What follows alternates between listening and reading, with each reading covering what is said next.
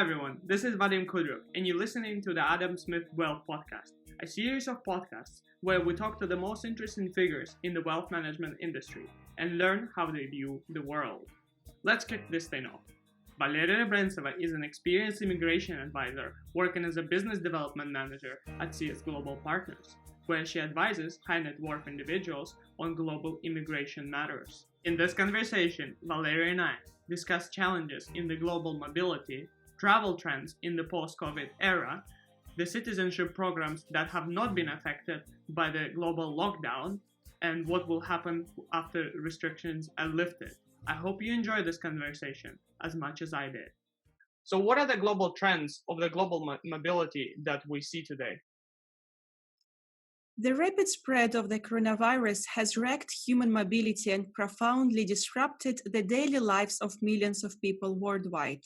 Its effects are mirrored in policies such as evacuations from affected areas, travel restrictions, and restrictions in quarantines, but also in social and behavior practices ranging from panic shopping to the alteration of greeting customs that entail physical contact. These occurrences show how profoundly the virus has cut into the relationship between citizenship as the guarantee of the state's responsibility for the well-being of its citizens on the one hand, and human rights and practices of solidarity on the other. We can notice a lot of new introduced changes imposed on the global mobility to protect one's nations. Most countries have imposed COVID-related restrictions on the inwards movement of persons. Visa services are also being currently on hold. Couple of weeks ago, Russia was one of the countries to strictly limit travel outside the country for its citizens, not as an advisory, but as a new legislation coming in force affecting the entire nation.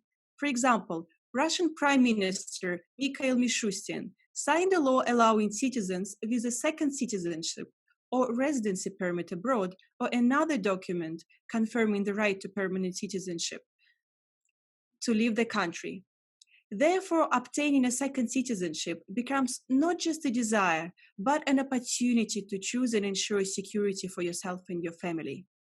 This pandemic demonstrates the continuing strong pull of national identification and suggests potentially a need of diversification of existing nationality to avoid dependency from the country of origin. But what are the challenges that you identify once the travel restrictions are over during the post-COVID-19 times? Well, that's a very good question to discuss.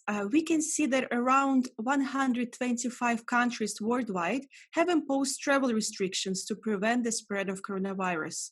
Most of these limitations target passengers who live in or have visited the countries affected by the virus. That is, entry is denied to individuals who have traveled to places where the epidemic is widespread, including mainland China, Italy, or South Korea.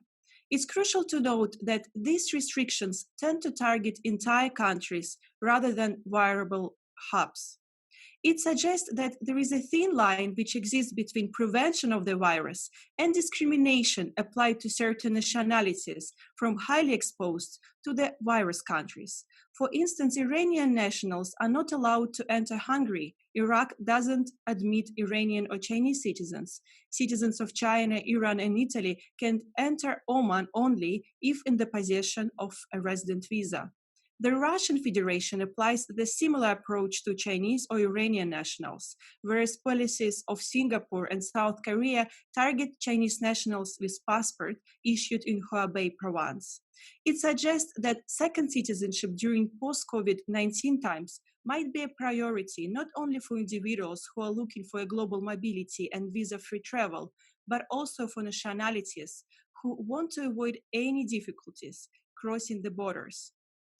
I also believe that travel ban will be having a negative impact on the holders of the nationalities whose government didn't manage to control COVID-19 consequences during the pandemic times, even post-COVID.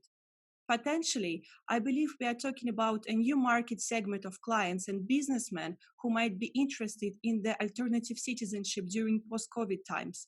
For instance, there are plenty of wealthy businessmen from Asia who are required to have an easy access to Europe or US to maintain their business activities abroad, but they don't want to face any issues crossing the foreign borders based on their passport and the government, which didn't succeed fighting the virus comparing with other countries. As far as I'm aware, the vast majority of existing citizenship programs require physical presence of the investors, which is not really possible with the current lockdown. Are there any citizenship programs that have not been affected and allow digital submission? The fastest and most affordable way to obtain a second citizenship is offered today by the Caribbean countries, such as Dominica and very well-known St. Kitts and Nevis. Actually, St. Kitts and Nevis was the first citizenship by investment country to utilize a digital system through which to upload documents forming part of an application for citizenship by investment, having implemented back in 2015. This is one of the ways in which St. Kitts and Nevis has cemented its status as a thought leader in the citizenship by investment industry, proudly holding a reputation as the platinum standard of citizenship by investment.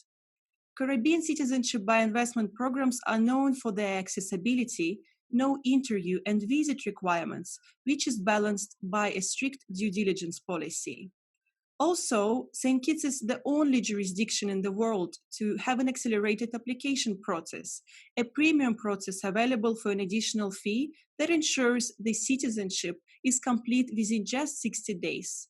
The investor may oversee the process remotely, and all the paperwork is handled by our legal team at CS Global Partners. The passport is then delivered to the investor, so it's not necessary to travel to retrieve it, which makes it a very safe, convenient process from their hometown in Russia or anywhere else where the client is located, even during the imposed lockdown. That's great. Valeria, you have been working in the citizenship by investment industry for over 3 years. Do you think the main reasons to obtain a second citizenship can be redefined with the current pandemic of COVID-19 affecting the whole globe?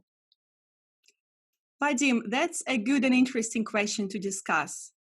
While logistics are likely to improve in the coming months and thus may not be a long-term problem in the global investor citizenship market, critics may say that pandemic has imposed a major challenge to the investor citizenship industry by putting most of its key selling points like mobility, luxury, tax benefits on thin ice. I believe this is not the case, and citizenship by investment will still remain a popular and reasonable choice for wealthy individuals, although demand side towards a dual citizenship has definitely shifted and not quite what it's been during pre-COVID-19 times. With the tragic events of the recent outbreak, all of us realized the importance of the document confirming the right to permanent residency abroad, which also provides an opportunity to contact the relevant country for help and leave the country of actual residency if needed. Thus, obtaining a second citizenship becomes not just a desire, but an opportunity to choose and ensure security for yourself and your family during difficult times. This means that today, second passport is not only a travel document, but importantly, a health insurance enabling a valuable escape plan to potential investment citizens if they have a need for it. This calls into question the extent to which one could rely on countries as safe havens in case of a second wave of COVID-19, and how the decision towards second citizenship taken today can work as a Plan B option in the future. As there is no glove which fits all, our legal team at CS Global Partners aim to find easy solutions to our clients' complex issues. We work out a personalized solution for families based on their budget, time frame, objectives, and finding the most cost-effective citizenship route to meet their needs. In past, I used to receive a lot of questions about the big investments required, but today the high price for the citizenship is not only justified, but became truly priceless. This means that 2020 is an exceptional time to invest in Caribbean citizenship program, since this is a secure and strategic citizenship investment for life and for future generations.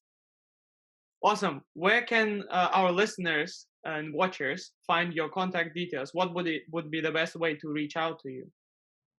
You can definitely reach out to me directly, or you can leave your inquiry on our official website on www.csglobalpartners.com. Awesome. I will leave all the details in the description of the video. Thank you very much for your time, Valeria, today. And I hope you stay safe, all your relatives stay safe, and have a good day. Vadim, thank you very much for listening. I wish you to stay safe and healthy during these unprecedented times.